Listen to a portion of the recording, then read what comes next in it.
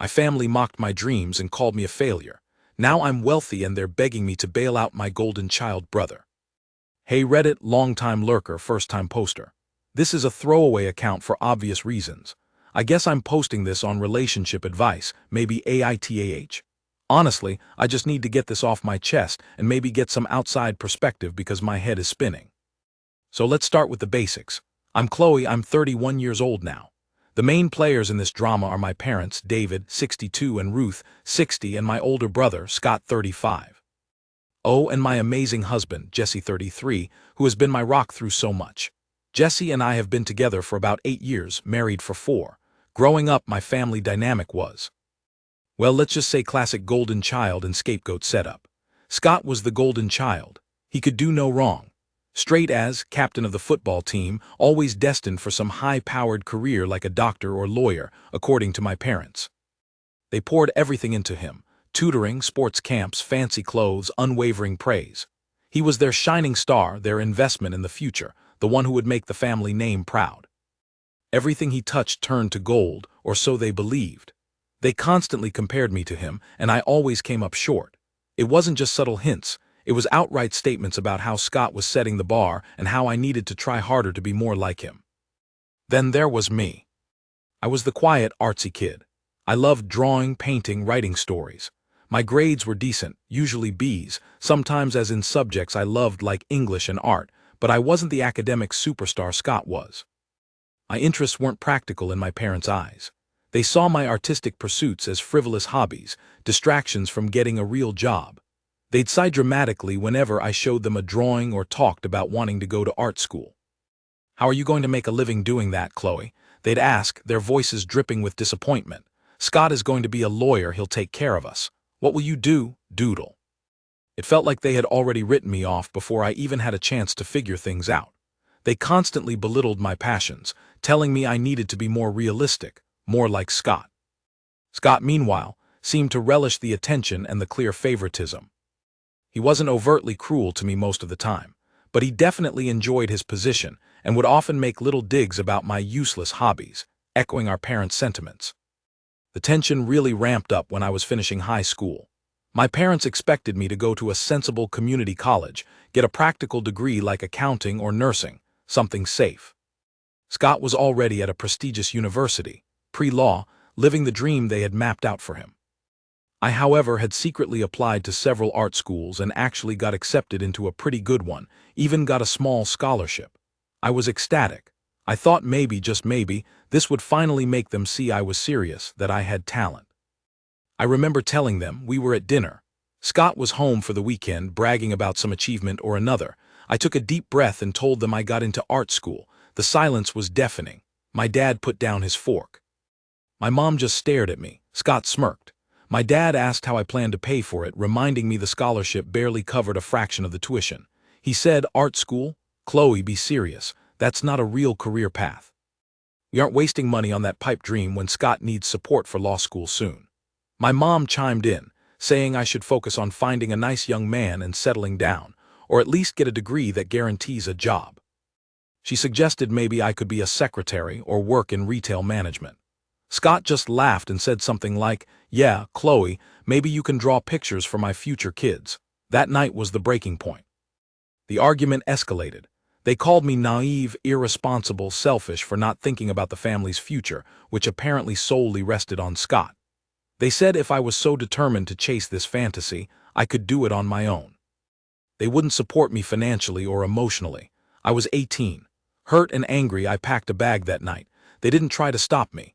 My mom cried, but it felt more like tears of frustration than sadness for me leaving. My dad just looked disappointed, like I was a failed investment. Scott looked smug. As I walked out the door, my dad's final words were, "Don't come crawling back when you end up broke and alone." The next few years were incredibly tough, Reddit, like really tough. I couch surfed for a while, worked minimum wage jobs, sometimes 2 or 3 at a time, just to survive. The art school dream faded quickly under the weight of just needing to pay rent and buy food. I lived in tiny, run-down apartments, ate instant noodles more times than I can count, and felt utterly alone. There were times I almost did crawl back, especially during holidays or when I got sick, but the memory of their faces, their dismissal of me, always stopped me. Pride maybe, or just sheer terror of facing that rejection again. I learned to be fiercely independent because I had no other choice.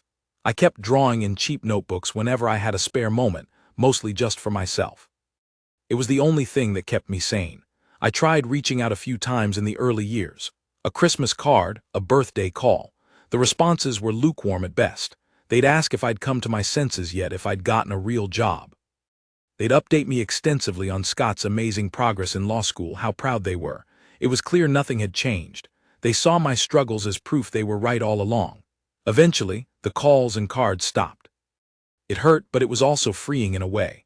I could finally stop hoping for their approval and just focus on building my own life, however hard it was. The turning point came when I was around 23. I was working as a waitress, exhausted and feeling hopeless. One slow afternoon, I was sketching on a napkin, and a customer, an older woman named Diana, noticed. Diana owned a small graphic design firm. She liked my sketch, asked to see more. I hesitantly showed her my notebook. She saw something in my work, something my own family never did. She offered me an internship. It paid next to nothing initially, but it was a foot in the door, a chance. Working for Diana was transformative. She became a mentor, teaching me design software, client management, the business side of creativity. She believed in me, pushed me, and celebrated my successes. It was the validation I had craved for so long. Around the same time, I met Jesse through a mutual friend. He was kind, funny, supportive, and genuinely interested in my art and my dreams. He saw my struggles not as failures, but as signs of my strength and resilience. For the first time, I didn't feel alone. With Diana's guidance and Jesse's unwavering support, I started to thrive. I went from intern to junior designer, then senior designer. I started taking on freelance projects on the side, building my own portfolio and client base. My style evolved, combining my artistic flair with commercial appeal. After a few years, with Diana's blessing and encouragement, I took a leap of faith and started my own graphic design and branding agency. Jesse helped me with the business plan. He has a background in finance, which was incredibly helpful. The first couple of years were intense, long hours, tight budgets, but it felt different this time. I wasn't just surviving. I was building something, and it worked. My agency took off. We landed some big clients, won some awards. My unique style, the very thing my parents mocked, became my biggest asset. We specialize in branding for creative and ethical businesses, and there's a real market for it. Now my agency is incredibly successful. We have a beautiful office downtown, a talented team of employees. Jesse and I bought a lovely house in a nice neighborhood a couple of years ago. We travel, we have savings, we're comfortable, happy. I'm doing what I love, and I'm making a very good living doing it. I proved them wrong. I didn't need their approval or their money to succeed. Now onto the current situation. For about 10 years, I had almost zero contact with my parents and Scott.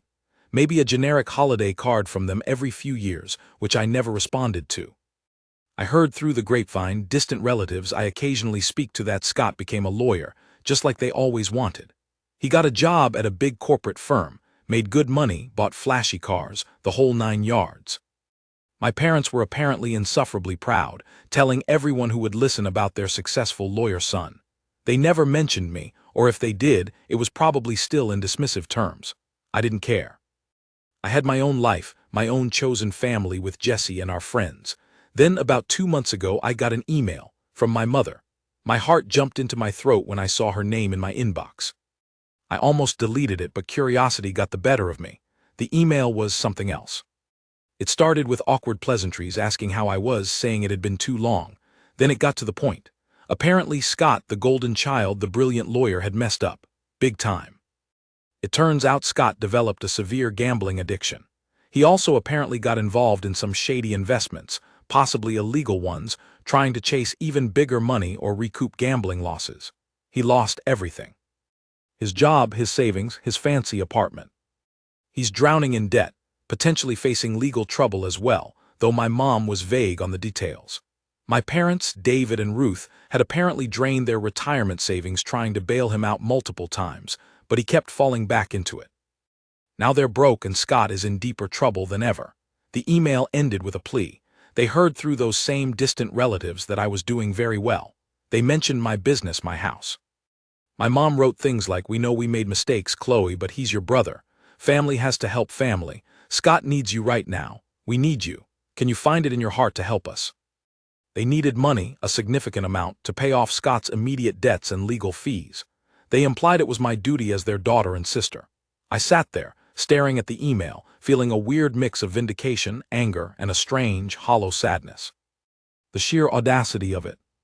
After years of neglect, dismissal, and telling me I'd amount to nothing, they come crawling back now only because their precious golden boy crashed and burned, and they think I'm their personal ATM. The irony was almost funny. The daughter they scorned for being an impractical artist is now the one they need to rescue the sensible lawyer son. I talked to Jesse about it, showed him the email. He was furious on my behalf. He remembers the stories I told him about my family, the hurt they caused. He said absolutely not, that I owed them nothing. He supports whatever decision I make, but he made it clear he thinks they forfeited any right to ask me for help years ago.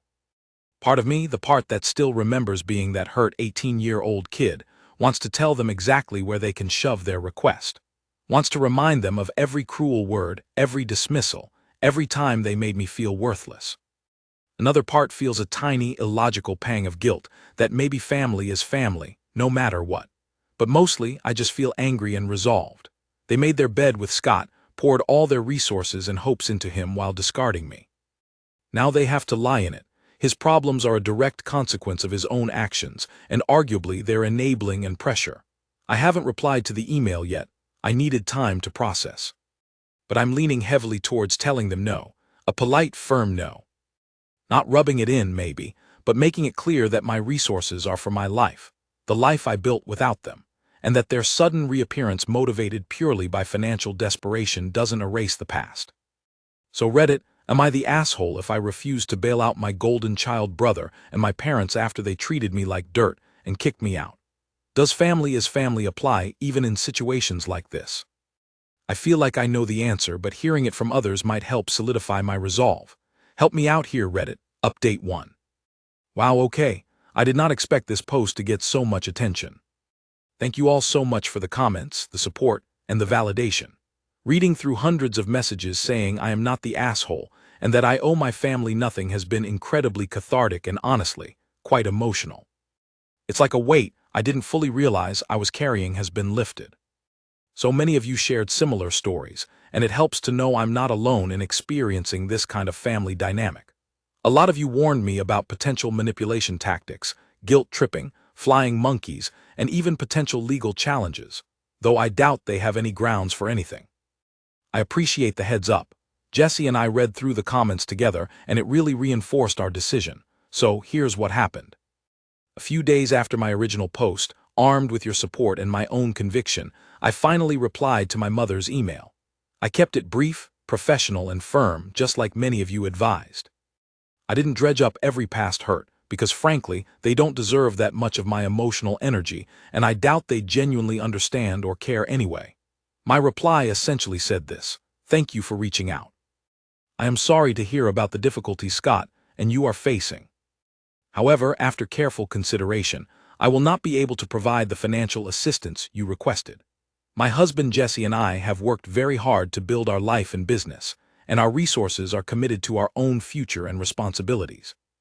I recall clearly the circumstances under which I left home and the lack of support I received during my own years of struggle. While I wish you all the best in resolving this situation, I cannot become involved. Please respect my decision. Chloe, I hit send and immediately felt a sense of relief, quickly followed by anxiety about the fallout. I didn't have to wait long. Less than an hour later, my phone started blowing up. Calls and texts from my mother, my father, who rarely contacted me directly even back in the day, and even Scott himself. I didn't answer. Jesse screened the calls. The voicemails were predictable. My mother left several tearful messages, oscillating between guilt tripping. How could you do this to your own brother? To us. After all we did for you. What exactly did they do besides provide the bare minimum until they kicked me out? Pleading, Chloe, please, we're desperate. He could go to jail, and outright anger you become cold and selfish. Money has changed you. My father's message was shorter, colder. He basically said he was deeply disappointed in me, that I had forgotten the meaning of family, and that I would regret this decision. Scott's message was the most infuriating. No apology, no remorse, just entitlement. He said something along the lines of, "Chloe, come on. I know you're loaded now, it's just money. Help me out here, sis. We can work something out later." He actually sounded annoyed, like I was inconveniencing him by not immediately wiring the cash. The absolute nerve. Hearing those messages just solidified that I made the right choice. Their reactions showed zero understanding or remorse for their past behavior. It was all about them, their needs, their expectations, and Scott's perceived entitlement to my hard-earned money. They haven't changed at all. I blocked their numbers. I also blocked them on the minimal social media I use. I know they might try other ways to contact me, maybe through those distant relatives. I've already preemptively spoken to the few relatives I trust, explained the situation briefly, and asked them not to share my contact information or mediate. Most were understanding. It feels strange. Like closing a door that was left slightly ajar for years. It's sad in a way that this is how it ends, but it's also necessary for my own peace of mind. Jesse and I had a nice dinner out that night to kind of mark the occasion, the final severing of a toxic tie. We toasted to boundaries and building our own future. I'm focusing on my work, my husband, our friends, our life. The life they told me I could never have. Thanks again, Reddit. Your support meant more than you know. Update 2. Hello again, Reddit. It's been about 6 months since my last update, and again, I was blown away by the continued support and advice. Thank you all for sharing your wisdom and encouraging me to hold my ground. A lot of you asked for another update, so here it is.